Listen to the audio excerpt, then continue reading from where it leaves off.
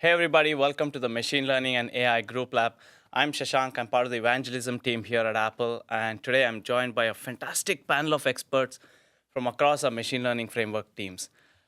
This has been an amazing WWDC, a lot of exciting machine learning and AI announcements. We had the new Core AI framework, new evaluations framework, a slew of exciting updates to the foundation models framework, and distributed training and inference with MLX, and so much more.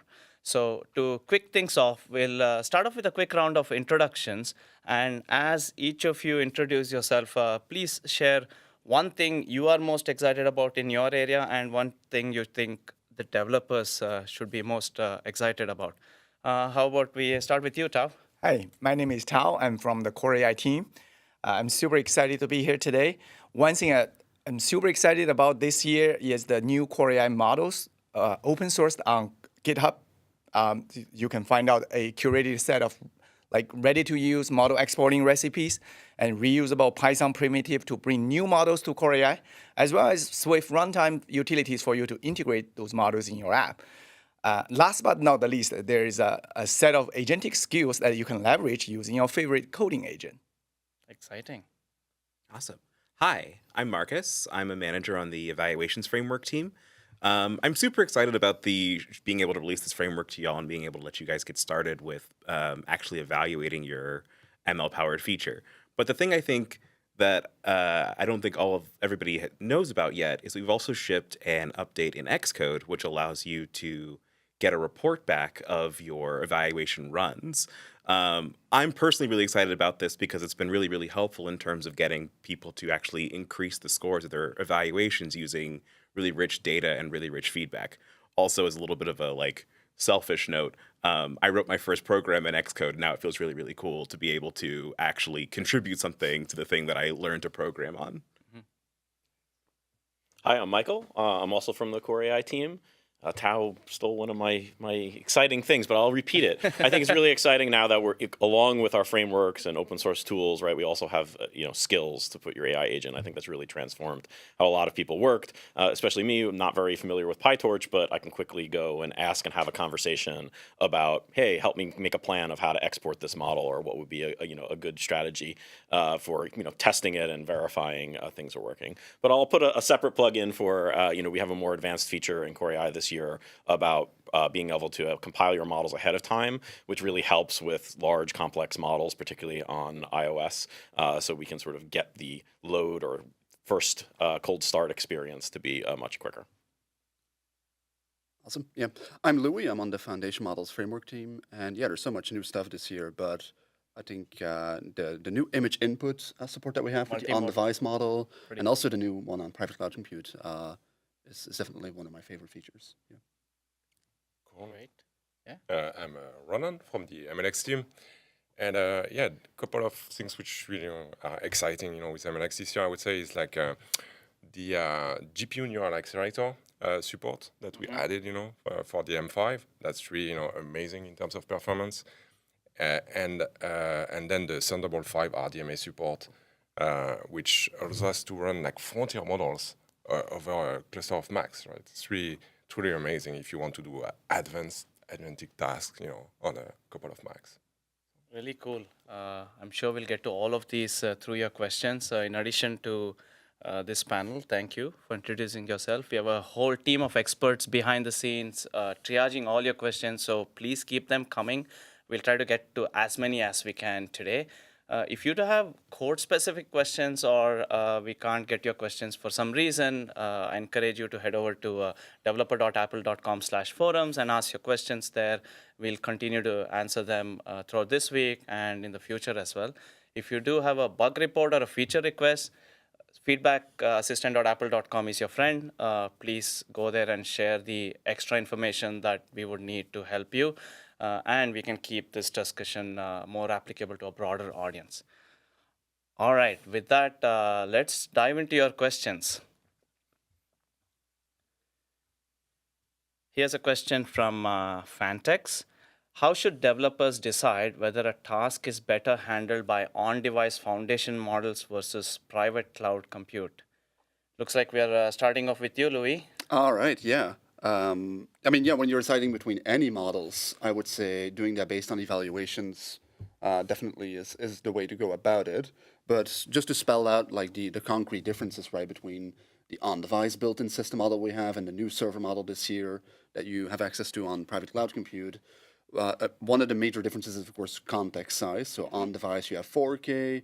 With the server model on private cloud compute, you have 32K. So depending on what kind of feature you're building, that can influence your decision. The other thing is, of course, that with the on-device model, it's available offline. If that's what you need for your use case, obviously that's a benefit. And the other thing with the server model is that it supports reasoning. That's a new capability with the server model on private cloud compute, where you can set the level of reasoning to let the model really like think to itself before it generates a response. So again, depending on like what kind of feature you're building, that might help a lot, right? But in terms of making that decision based on data, like honestly, like with the evaluation framework, like yeah. I think a lot of what I would consider in this situation is actually being able to do comparative evaluation. So what you want to do is take your model feature. What's really lovely about the foundation models framework stuff, right, is that you can sort of switch between on-device and private cloud compute with a simple line of code, right? It could be an if statement.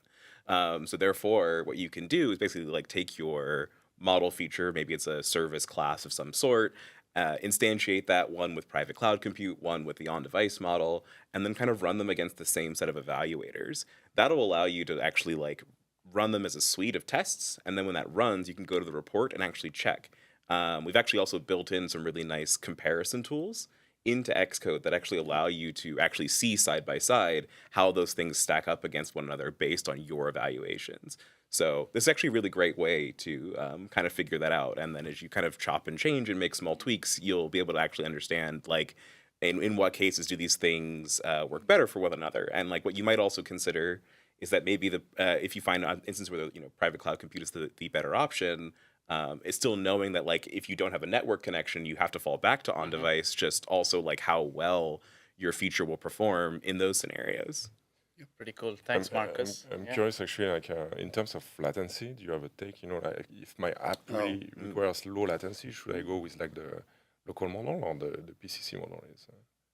Yeah, that's interesting. I mean, yeah, it comes down to measuring it, presumably, but it's true that with the on-device model, you don't have the network latency, but if your network conditions are good, then, I mean, typically the round trip to the server is not the expensive part necessarily. I see. So in terms of like tokens per second that you're getting out of it, that might not really influence the decision too much, surprisingly. But yeah. That's cool. I will plug in that the instruments this year, foundation models instruments, has been significantly improved with a whole slew of extra metrics. Things like round trip latency, token budgets, there's many more, right? Yeah, exactly. All of this you can measure, and while using evaluations framework to figure out what works best for your application in terms of snappiness for the user and stuff like that. Awesome. One small thing you mentioned, Marcus, which I thought was interesting, is you said you can use if-else to switch between private and on-device. Louis, we have dynamic profiles now. Right, yeah. Very quickly, do you want to just share? But yeah, actually, because, I mean, the question here is asking, like, how do I decide between the two models? And maybe you want to use both. And you could use both in your app for different, well, within the same feature, there might be things where you start maybe with the on-device model for some routing, and then you only use the server model for certain more complex things within that feature.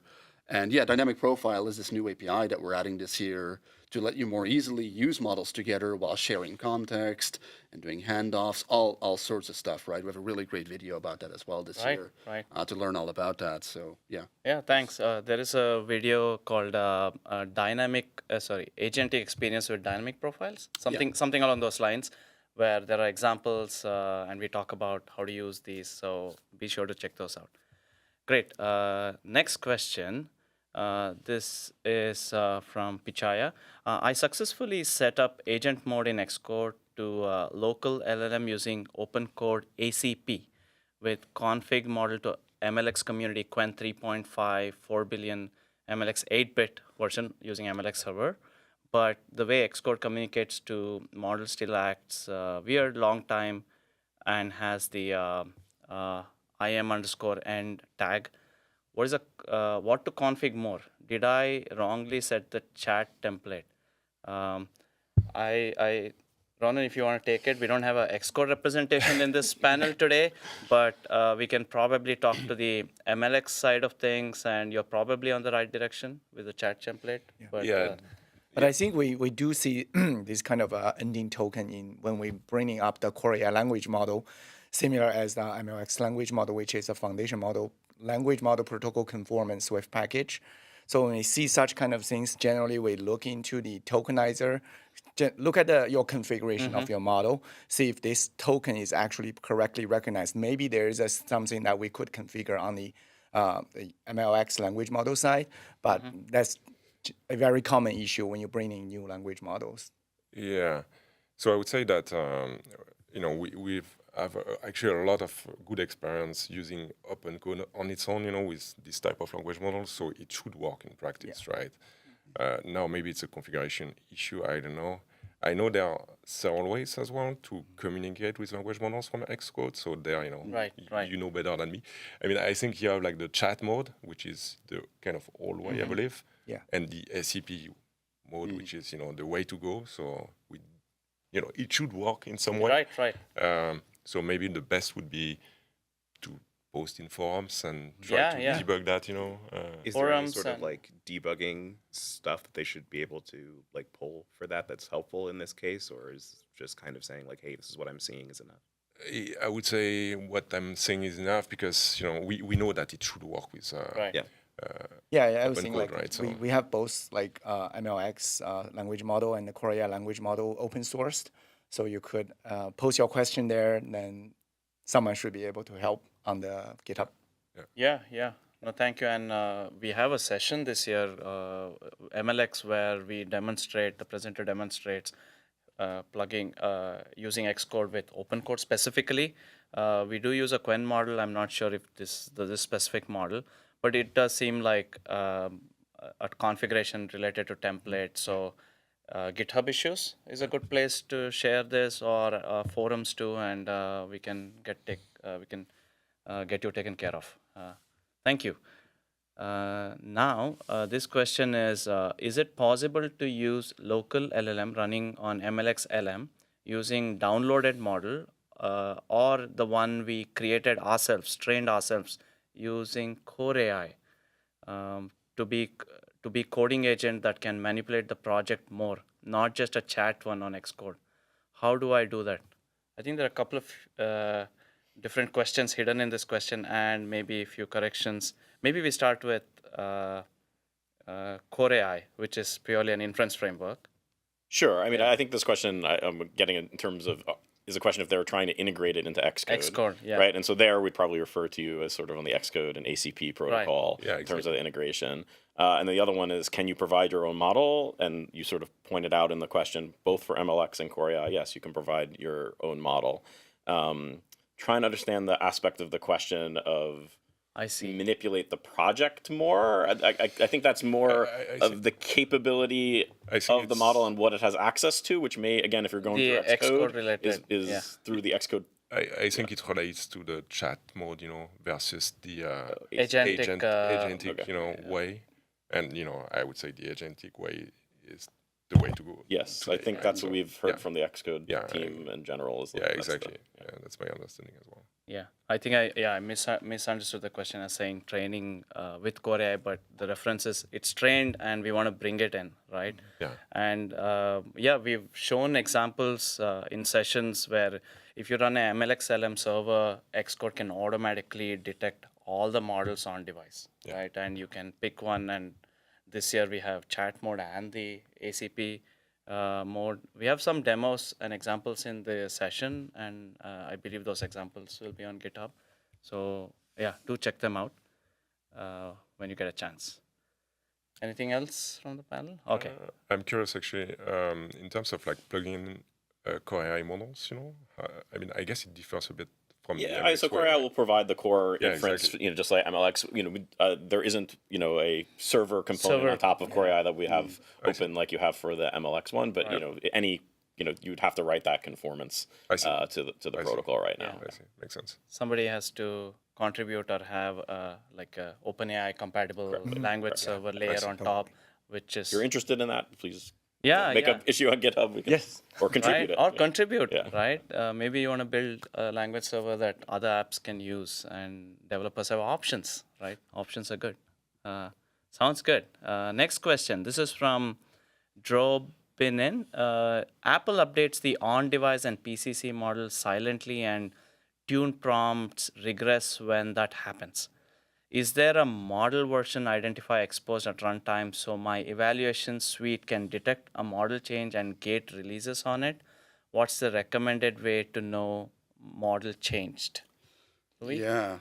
Well, yeah. The best thing you can do right now is check based on the OS version, right?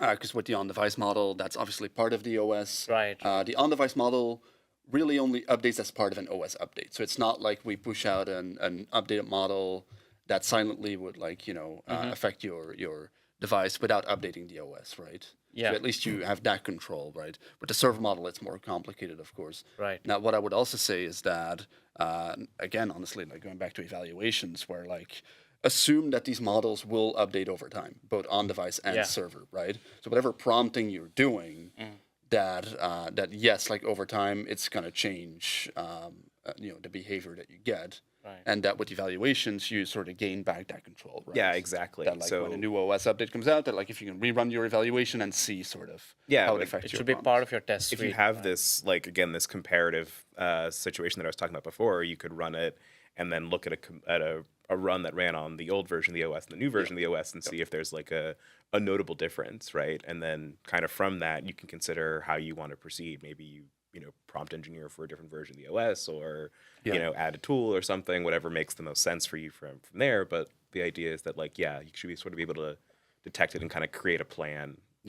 And generally, our prompting advice is to not get too hyper specific with specific words. So you don't really want to end up in a situation where you have any sort of if statements where if you're running on, say, 26.0, that it uses a slightly different sentence than on 26.4, than on prompt for the 27.0. Ideally, you can just rephrase your prompt or have just be more specific, where it sort of gives you the quality you want across the versions. Yeah. Yeah. I had a related question actually. Do you plan to do updates more on minor versions or major versions? Or with the on-device model, looking at the past year, for example, we had 2 updates. Oh, I see. And so typically, twice a year, typically, that we have a big update. Okay. Yeah. Okay. I think that's a good question because the updates happen in the beta releases. Right. So Yes. you all have a chance to test it during the beta period. Yep. And if, you make sure that using evaluations, it's behaving as you want. So once the general availability happens, then you expect the bulk of the audience to actually use the apps for it to work. Yeah, for example, now we're in the beta period Right, for exactly. 27.0. So definitely try it out for your use case, or if you have new use cases, even with the image input support we're adding this year, we're looking for that feedback, right? We evaluate the model, of course, before we release it in beta. But it's hard to know sort of even how you developers, how you use the model. Right. So please tell us if you have a use case that's maybe not working as you expected with the model during the beta period. Yeah. I also want to emphasize the positive part of it is so the question is in terms of regressing, right? So the advantage of the model updating over time, Gets right, better. is it can get better. Yes. So that also is a trade-off between having it fixed. That's why- that's why also we're doing you also discover in valuations positive things. So I Right, just wanted to- Yeah. Yes, to be clear, we updated to make it better. Yes. Great. All right, next question. This is from Eric's questions. Can foundation models run from widgets, app intents, or background tasks? We want AI classification at capture time even when the app isn't in the foreground. Are there rate limits or thermal rules we should design around? Yeah, with the on-device model, it can run in the background and in widgets, but keep in mind that based on the system conditions, because there's so much else that can be going on your phone, of course, that you may be rate limited for the on-device model. And really, that just means that you should try again later, right? Because if something else, terminals or whatever is going on the device, right? That the request may fail, and it will throw a specific error that you can catch. We have an API for that, so if it was for that specific reason, and then you can just try again later, either in the background or in the foreground. Right. So And actually- don't show the error to the user. Handle it. Well, if in the it's, app. if it's in the background, maybe that's difficult. But yeah. Right. So actually, technically, apps compete to access to the language model on-device language model, right? Well, with the on-device LLM, it's sort of managed by the system where if two apps want to use the on-device model, it's only in memory once, right? Like the system is very smart in like Yeah. managing those resources. But it's- do you give like priority to the foreground task, or is there like yeah, like if something else expensive is happening, like someone's playing a game, for example, right? That's like resource intensive. Yeah. That's gonna take precedence because see. obviously I see. like the user has more control over what they're doing in the foreground. They want to play that game. They want the optimal experience makes there. sense, yeah. If it just so happens that in the background an app is trying to do something with the LLM, that feels more like it could happen later or it's like deprioritized. yeah, makes sense.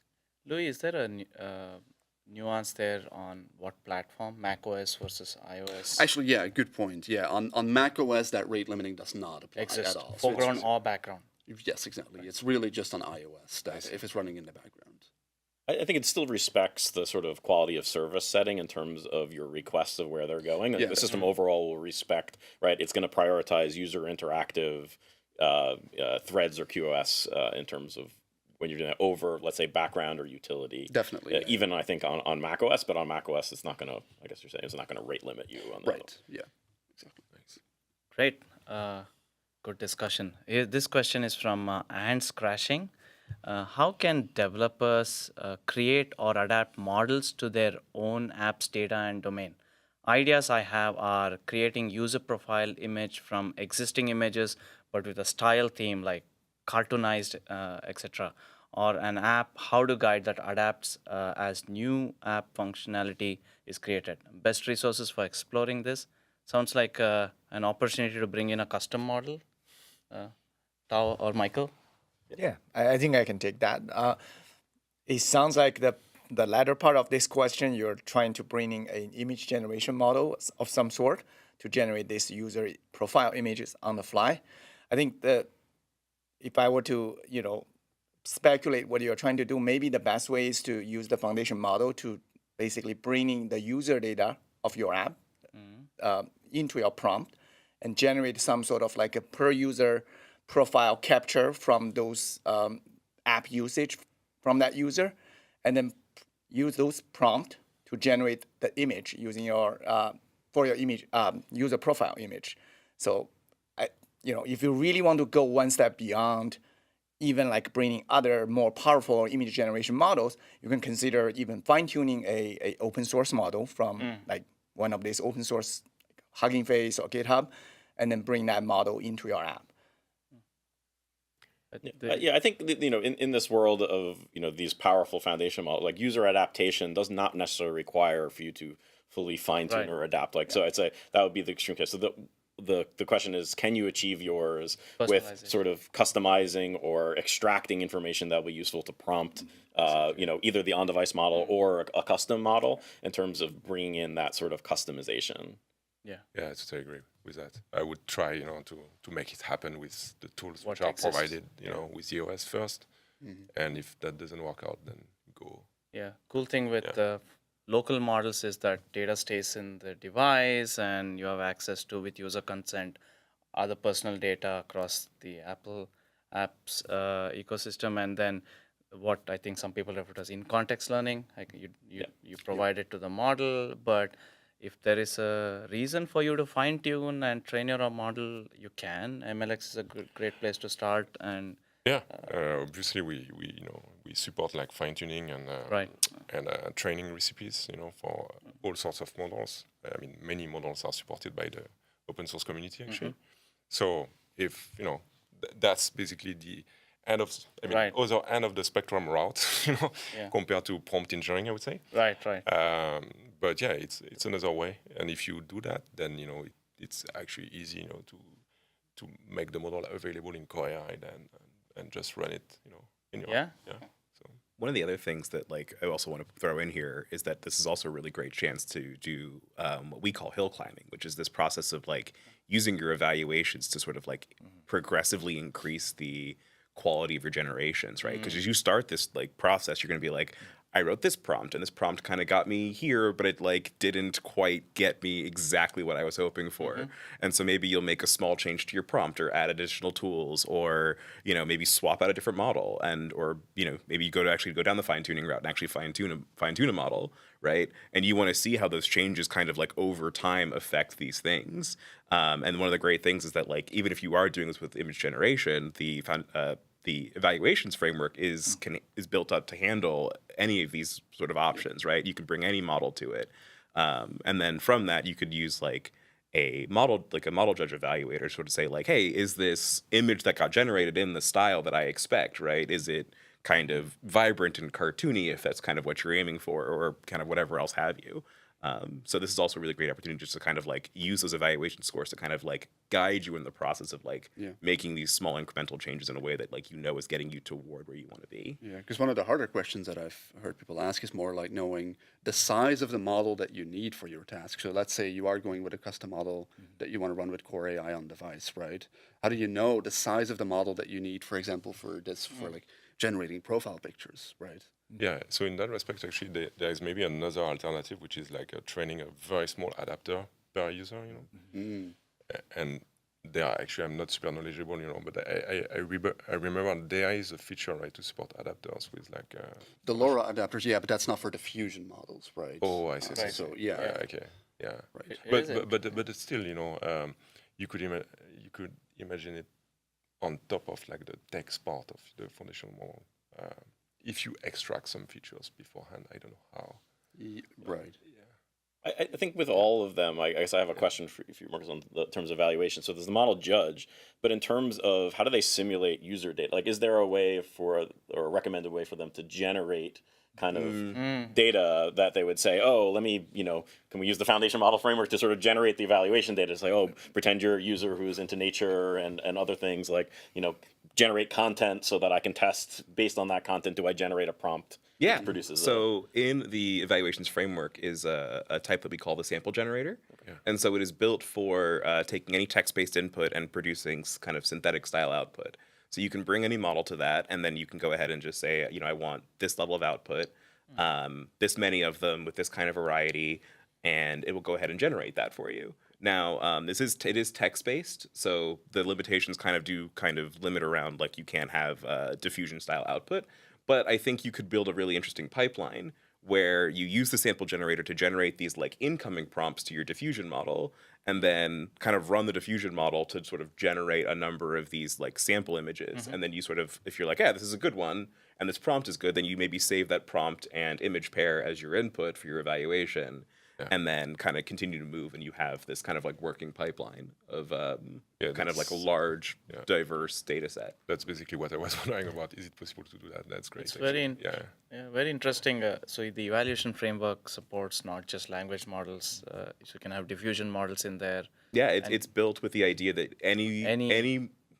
we built it with the idea around any system with any sort of randomness can be evaluated through this thing, right? So if you want to go as like, at the diffusion models, you want to build like a linear regression model. You want to do, I think you and I were talking the other day about like upscaling. Like if you wanted to do like GPU upscaling, you could do it with that as long as you have a way to sort of like turn that result of your model generation into like a Boolean or a like scalar number that you can actually kind of evaluate against and do some like statistical analysis over. We support it. That's pretty cool. Yeah, very nice. Thanks. Next question from Fantex. What types of use cases are currently best suited for foundation models framework, and which use cases should developers avoid? Louis? Yeah, I mean, it's a large language model, so it can do so much, right? Right. Whether it's content extraction or content generation, and especially with the image input that we added this year, there's so much you can do with it. I feel like people come up with new use cases that we hadn't by even thought of. imagination, right? Yeah. So in terms of, the only limitations I would say, besides your imagination, would be more literally like, it cannot generate images as output, for example. That's when you would need a diffusion model. You would like either, bring your own or yeah. Right. So there's that. But other than that, like, it's a large language model. So yeah. use it for all I'll give the you some things. examples. So I think one thing we have to consider is like, is your use case, right? If you're processing real-time video data, I'm guessing you're not going to want to call the foundation model framework per frame, even if it's analyzing the image. If you need something that is like sub-milliseconds because you're ranking, 1,000 entries in a list view or something like that, right? You can probably go with simpler models, and maybe the foundation model or that full power of that LLM is not really where you want to go first. I say maybe you can prototype with it, but sort of like I think of latency, real time. I think there are categories of use cases where it is such a powerful model, but it takes a little bit of time. We're not sub millisecond. I'm assuming That is, definitely. for a response, maybe per token, but Exactly, yeah. But also, Apple has these other domain-specific API, like a speech recognition, for very good example. point. It could be used for maybe suited for your use case as well, in line with the real-time processing. So, yeah, definitely try out these models. Yeah. I think the Very good. vision ones are a APIs. great example. Like I think there's a great session this year about vision and updates there and how it interacts with the foundation model. Right. And the foundation model using vision as a tool for very specific tasks. But again, like those specific tools are super highly optimized task specific ones, which can be used in different contexts in which maybe the foundation model is not the appropriate context. So like the real time video processing, trajectory tracking of a ball, zooming across the screen, things like that. Yep. Yeah, I think a lot of people overlook the high-level frameworks we have for high-level APIs like vision, speech, translation. You can use foundation models framework to translate, but we have an entire suite of APIs there for translation, which has more language support than the foundation model. So depending on your use case, you might want to choose a very specialized API that's available versus prompting a language model. The other minor thing is probably we saw app developers build amazing experiences, as you mentioned, like summarization or text extraction and maybe grammar correction and then like transformation, tone, style, all of those great stuff. Maybe if you were hitting a context window limit in the past, PCC alleviates some of Right. those That too, use cases, right? So, yeah. So I think the question here is more like when do you want to use an LLM? right? In general, yeah. Some people would have you believe for everything. And maybe in the does not have to be future, maybe in the Maybe in future the you can be future. running it real time on a camera feed. So right, it's just right now. It's There's just other machine learning technologies available. One model to rule them all, right? Yeah. Someday. Great discussion. Thank you. Next question is from Natasha Prabhu. Where should a beginner start if they want to learn about AI/ML? Are there any particular resources you would recommend? Wow. I'm going to jump on this one. Yes, because, please. in a past life, I was an engineer on the Swift Playgrounds team. And so I'm going to put a plug in for Swift Playgrounds. One of the pieces of content that we actually made was an intro to ML, which used Core ML to build a image classifier so that you could play the game of rock, paper, scissors by actually like throwing out your hand to do the like hand motions. And then we talked about sort of like, how do you build a data set? How do you build a diverse data set? And then actually like, how do you then go ahead and create that model and then use that model inside of your app, right? So starting with something small like that can kind of give you an idea of like, if you want to go down the full model training route, there's a way in there. But the other great thing is that the foundation models framework is so easy to kind of pick up today that you can kind of just like get started right away by just sort of making calls to the language model and getting kind of into prompt engineering and like tool additions and sort of all that stuff to actually like teach you like the fundamentals of like how to work with these technology. And then as you get further and further into it, you kind of like peel the onion back and then get into things like, maybe you download a whole bunch of weights off of Hugging Face and get started with, Core AI or MLX and do something much more, involved and think about how to like break down those sorts of problems. So that's my shout out for my previous job. Playgrounds. No, Playgrounds. I think this year in Xcode, we added a very easy way to start Xcode and directly launch a playground, like with one click. Previously, you had to create a project and create a playground file, and you click and it provides you all the scaffolding required to just session, language model session.respond, and you're off to a start. Like a great I mean, start. I would definitely encourage people to like go deeper, right? And like, yes, we have a great API that like abstracts and makes things super easy. but it can be super rewarding to like learn more about like how do these large language models work under the hood. Yeah, How do they generate that text, like token by token, things like constraint decoding, the decoding loop, how they're trained. Yeah. Yeah, exactly. I was wondering, what the question is referring to. Is it like using AI ML, Or learning. is it actually, Learning. how the things are actually working, right? So for the latter, I mean, indeed, so you can start from, there are many tutorials out there with PyTorch, MLX, or whatnot, right? And there are many courses available online as well, right? But in general, I feel it's easier to start with like some concrete examples, as you were mentioning, right? Like so, start with a concrete example, something quite simple. There are many tutorials online, actually. That's a great segue. The sponsor of this podcast is. I'm kidding. No, we don't. We could have had. Yeah, I think in my past I would have turned towards like great tutorials and learning. But I do think like nowadays getting your hands dirty and It's the playing with best things, thing. and also even with an AI agent assisting you and asking Yeah. questions and being like telling it, look, I told you lost me. I don't know about this model optimization or these like step back. So I think it's amazing all the tools you have available to you today to find learning at your pace. Yeah, like if you're and new what's to gonna fit, Python, if you're new to PyTorch, it's just the actually. barrier has never been lower, right? Exactly, yeah. I mean, I totally agree with like the AI agent stuff. To learn new things, it's amazing. Like you can query it with, code prototype or whatever. So it's very easy to build things from scratch, basically. I think build an app. Have an idea, build an app, and I think build a model. Build a model, build an app. I think some people refer to it as project-based learning, but ultimately you don't start with the math. You start with trying to achieve something, and you slowly open the I layers. would not start with matrix multiplication. Right, That's not the exciting part. I mean, it's powered by that, but Yeah. You, I find it hurt my heart. But yeah. Great. Yeah. So a lot of resources. I think just get started. Yeah, everyone has to start somewhere. So you start building something, and passion will drive you to the depths of machine learning theory, if that's where you want to go. Awesome. You can also go, with like an internship with us as well. Yeah. No, I know. There are positions open that, if you want to consider. Yeah. All right, next question. Is everything we can do in PyTorch be imported to Core AI or Apple ecosystem? What's possible, what's not?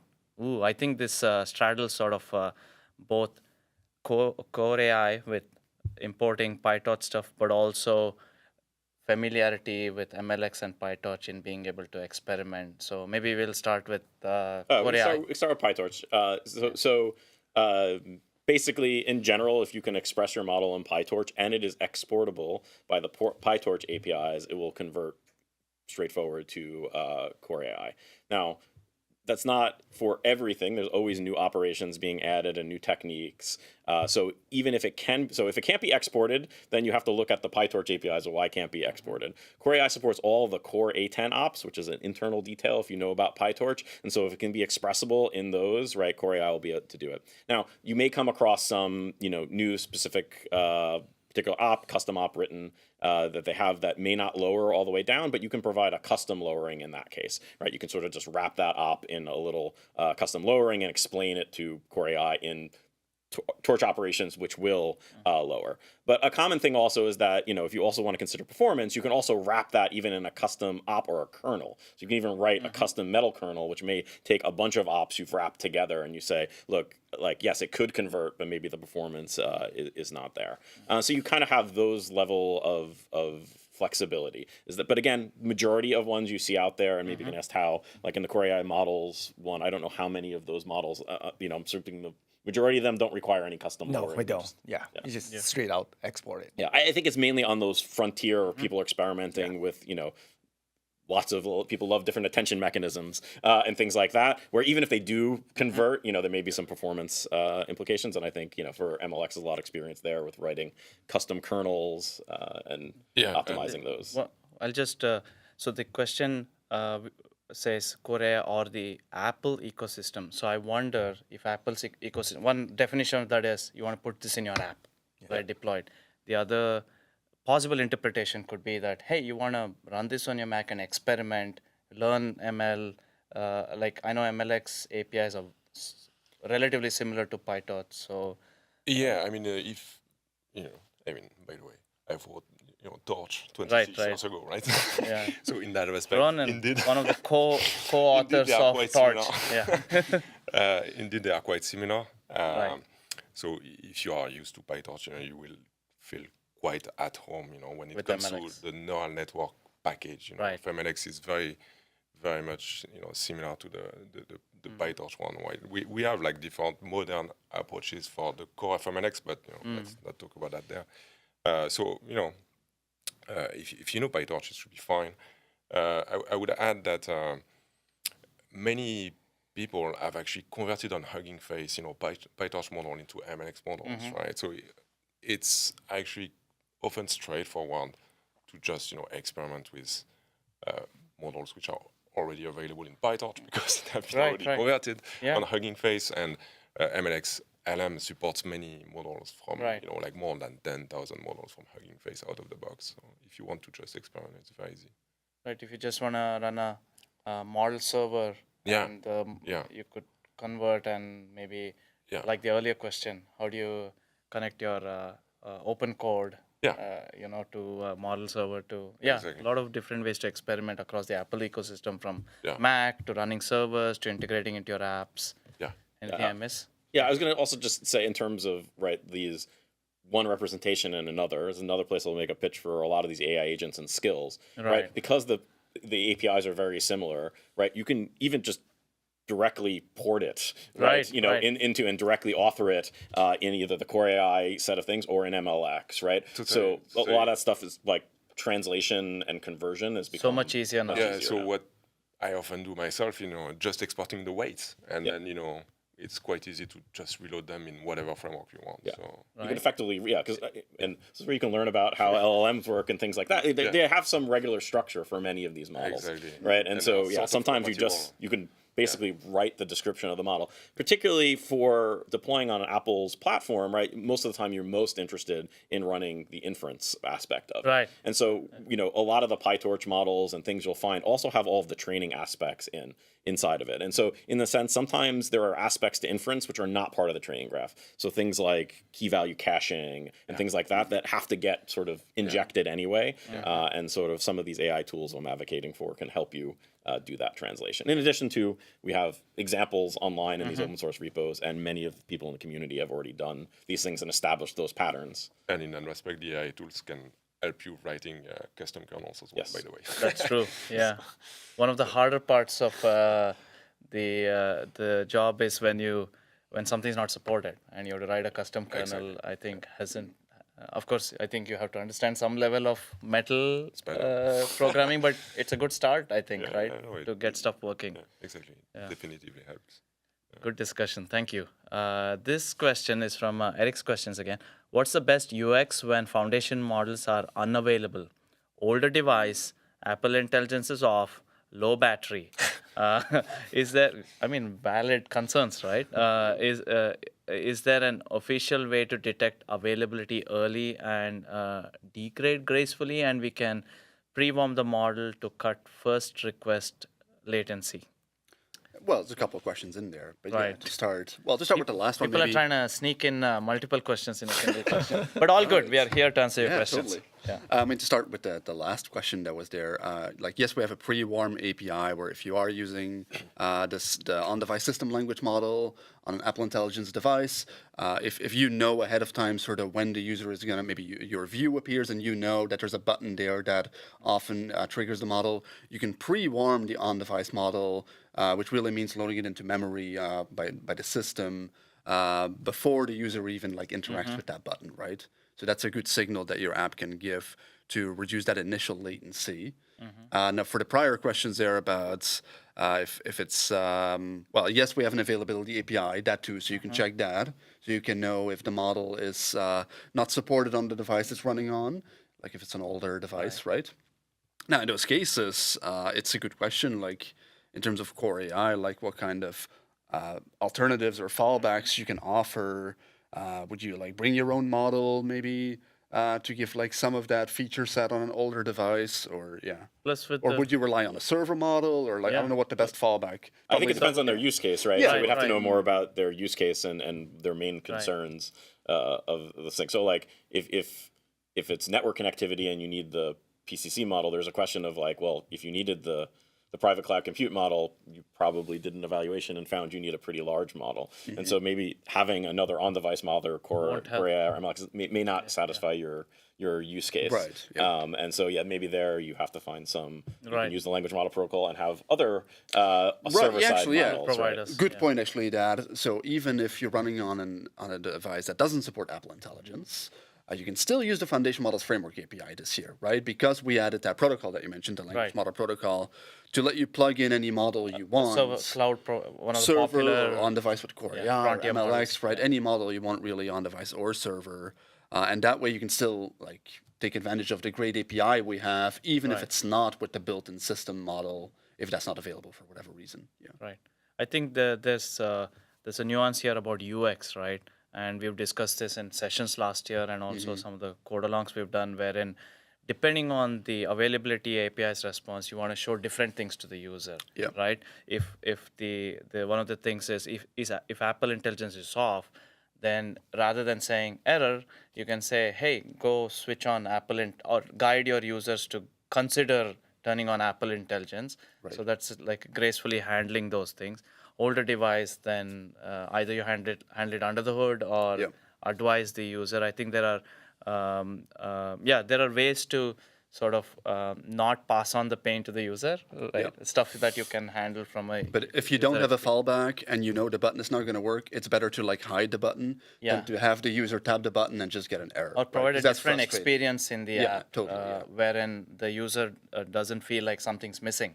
Yeah. Right? They feel like it's the experience they are getting. So, the availability API is awesome. I think we've discussed this in some of the sessions, and we may have expanded some of the options this year too. But yeah, do check out the documentation. There are a lot of options for you to handle this gracefully in your app experience. Good discussion. Next question. This is from Crywoff.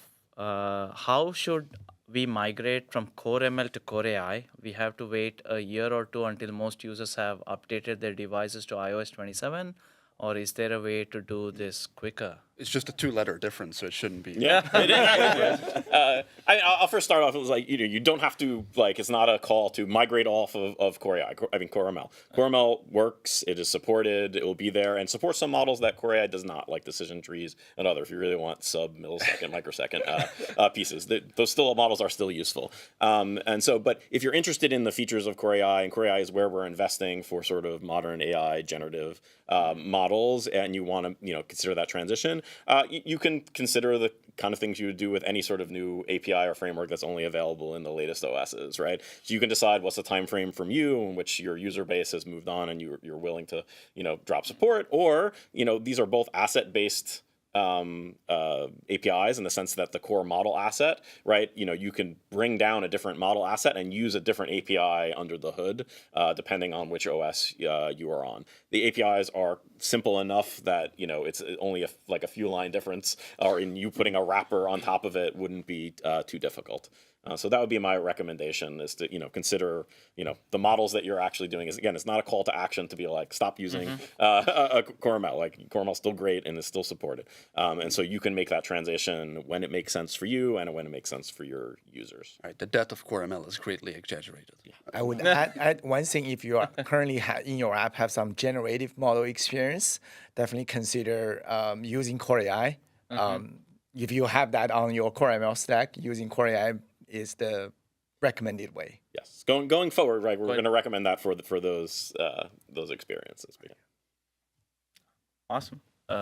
Thank you. Hopefully that puts you at ease if you were worried or concerned. Next question is from Catastrophe Zero. What's the maximum on-device local model size we can bring into our app before we should begin considering private cloud compute?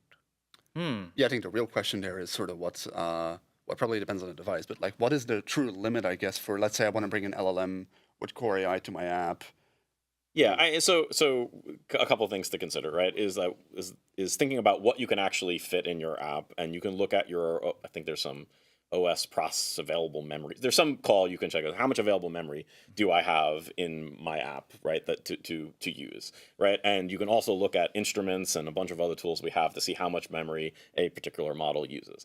That said, that is you finding out and thinking of everything being around your app, which I think everyone has great apps, and I think some of them you feel like have the whole system. But you also want to be a good platform citizen and think about what the experience is in terms of that user of switching away from your app or launching the camera and stuff, which we will preference over the app when the user is indicating I want to use something else. So we generally recommend on sort of iOS to try to keep your models kind of below 2 gigabytes if possible, right? Particularly on those. You're starting to stress the system a lot. Again, it depends on your use case, and you can request in some places to have higher memory limits. So here 2 gigabytes refers to like iOS, I guess? Yeah, iOS. Yeah, so on iOS. Yeah. On macOS, yeah, it's sort of, just like any macOS, it's available memory. You need to profile your app and see what you're on. iOS is a bit more constrained environment in terms of thinking about the whole system experience. So yeah, you have to look at that collectively, I guess. Yep. So yeah, there's no hard and fast rule. That thing I just gave you is sort of a rule of thumb off the cuff in terms of if you look at that, how much available memory you have, right? Generally you'll see that's how much is available for your entire app. Right, so that includes also the models you're loading into memory, or the graphical assets you're putting, or your game rendering engine, independent of AI and ML considerations. And then you have always the option of quantizing more, your model, or, but then I would compare, Then you're going to go to evaluations in terms of a smaller model not quantized or a bigger model quantized. It depends on your application, I would say. Right. Yeah.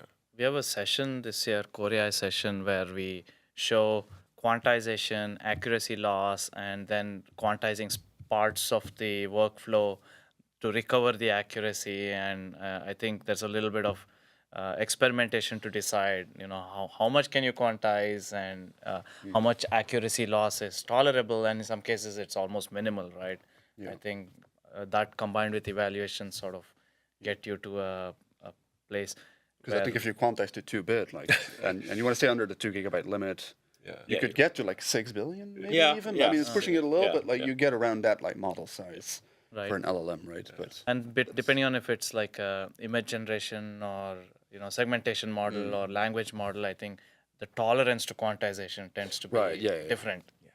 And again, to Rona's point, right, we're giving a lot of guidance on iOS. Like on macOS, there's a large variety of the Mac platform in terms of configurations of that hardware. And so you can also consider the size of your model being dependent on the device and available memory that is there, right? And so you can scale your workloads or scale your models for application, right? So, you don't need to always be using the same model you are on your Mac Mini as your Mac Studio, for example. Right. And on 4 Mac Studios.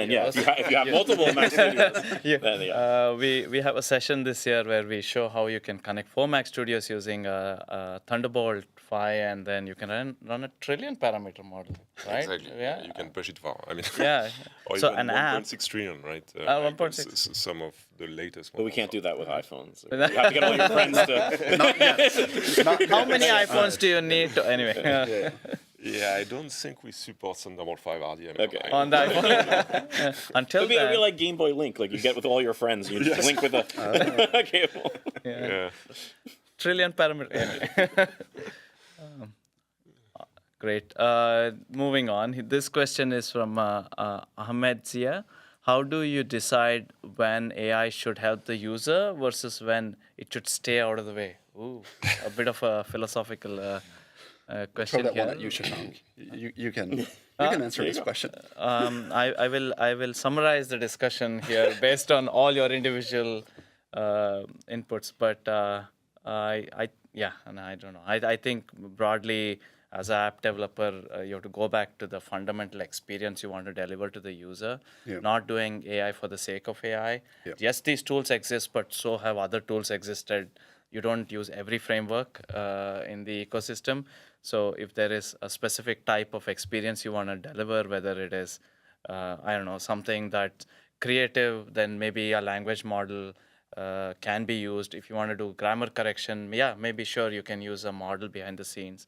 But maybe your experience doesn't need to have AI-powered use cases. You don't even need to advertise that you're using AI, right? Ultimately, the delight of the user experience, I think that's what matters. You as the creator of the app and the experience you want to deliver should guide the tools that you use. If there's a gap in the functionality, then it turns out that the AI model can help you, then sure, you I think should a use. lot of Anyway, that's my. cases, like one of the things I think we all do as developers is just try things and see what sticks. Right? There's nothing more fun than kind of like a side quest activity that is like, I'm just gonna try this thing. Try this thing, right? yeah. And you get through that process, and you then can kind of make that decision once you've sort of seen it in action and say, yeah, this is good, and I like this, or this isn't really quite gonna be as like meaningful to my users I think they could be. Now, of course, there is like, if you want to take it the full way and go like full scientific on it, you could build an evaluation that could tell you that, right? Like, one of my favorite things to do as a developer is like build user stories, right? I really enjoy thinking about like who's going to pick this up, who's going to use this, and who's going to do what with it. And then kind of building like a series of like data points that kind of align to those use cases. And then from there, you kind of can work backwards and say like, okay, this is resulting in like quality scores, of this number, or like maybe they're really high, and that's great, and maybe it's like that's actually a really good sign that this is really doing something useful for the like large complement of users that I think will use this. Or maybe it's the opposite, where you're just like, oh my god, these scores are so terrible, and this isn't really worth a lot of the time. And so maybe this is just, it was a really fun exercise. I learned a lot about how to use, these technologies and these frameworks, and that's really cool. And maybe I'll use it like for the next project that I do. But today it's just, it's a fun little side quest activity. So there's a lot of ways you can kind of get into that. What we're doing, of course, is we're trying to integrate AI into our system, right? So it's really sort of the little things like in the keyboard and throughout your normal use of everything in iOS on your iPhone or any device that try to just enrich that and just make people like get from point A to point B quicker, right? With the help of AI, and not necessarily like distract or like make them it should get out of the way as much as. Yeah, was that the question? I guess it was saying, should it stay out of I think if you're like, I don't think anything should be in the way of what the user is trying to do. So I think just even the wording of the question, I feel like the answer is kind of in there, is that if it's getting in the way of a user experience, then it's probably not the right answer right now. Yep. Yeah, the entry points to AI is I think relatively new discussion wherein with the advent of like chatbot experiences, right? The entry point tends to be AI, like the first question you ask. But a lot of experiences that are part of the OS have been there working under the hood, like you said, the dictation or a lot of things. I think ultimately is sort of it shouldn't be blocking you from doing something. It should be helping the experiences. And when I talk to our design friends, that's when I realize that we are all technologists and we work bottom up. They're like, hey, here's all these cool APIs. I want to use them, right? Right. But user experience matters so much more. What kind of experience are you delivering to your app users? So. Yeah, I mean, for me, AI is a tool, right? Right. So Ultimately. use the right tool for for your task, right? Yeah. Do I need a hammer or a jackhammer for a nail? It depends. Yeah. Right tool for right. Yeah, so if you only have a hammer, then it looks like a nail. A good discussion. Thank you. Thanks, everyone. This question is from Triumphy. We support older iPhones without Apple Intelligence. We have a self-hosted LLM backend. Cool. Cool was me saying that. Not in the question. Okay. On iOS 27, is wrapping the backend in a custom language model provider the recommended path? So, one language model session, tools, generable, transcripts, serve all devices. Any pitfalls versus system models? Yeah, exactly. So the new language model protocol that we introduced this year really lets you use any model with the same unified Swift API for if you're prompting or doing tool calling, getting generable output. So if you have your own custom server model that you're using right now, then I think the first question to ask would be like, does that conform to like the typical like OpenAI chat completions web request protocol, right? And if so, we actually have an open source utilities package this year that has an example, or not just an example, but like has an implementation of a type that conforms to that protocol that sort of matches that typical like web request format. So you could use that as is, I think, for a lot of like server hosted models that you might be using already. And yeah, I mean, we also have MLX and Core AI packages. So I think, yeah, like I would say, like look into the protocol, right? It really lets you like use any model you want without having to necessarily rewrite the other parts of your code about like how you're prompting the model. Right, right. And especially if in the same app you're using maybe the system language model, but also a different model, then again, I think we mentioned it before, where it can just be an if statement. It's just an if statement for deciding which model to use, perhaps depending on the platform availability, but then all of your other code stays the same, and that's really nice. Right. We are at the end of the group lab session today, but I want to sort of summarize. I know. Having so much fun. Yeah. It's been an exciting week for sure, with so many good announcements. I think sort of what you said at the end is one of my highlights, which is the new foundation models framework, sort of standardizing the API surface for developers. Yep. It's so much easier now to be able to try different models, whether it's using Core AI conformance, the package, or the MLX one, and bringing your own models. You should be testing everything, as we've been evaluating. It's fun. Yeah. I mean, I have a good time doing it. You Yeah. will too. yeah, you should be integrating this into your test suites and making sure. Ultimately, I think the end user, people using their apps and their experience is what should be guiding everything. So awesome. Well, that brings us to the end of today's group lab. Thank you all for joining us. We hope this was useful. I also want to say thanks to our awesome panelists here and all the folks working behind the scenes, triaging your questions. So thank you. A few things I'll reiterate here. As I mentioned earlier, if we didn't get your questions, and I know there were so many here we didn't get to, please head over to the forums at developer.apple.com/forums. We can continue our discussions there. And bug reports, feature requests, again, feedbackassistant.apple.com is your friend. We really do appreciate all the things you file, so thank you. And speaking of feedback, you should also receive an email with a survey link to let us know about your experience at WWDC. We'd love to incorporate these feedback for future events. Thanks again for joining us, and we hope you had a wonderful WWDC this year. Thank you. Like and Thanks. subscribe. Like and subscribe.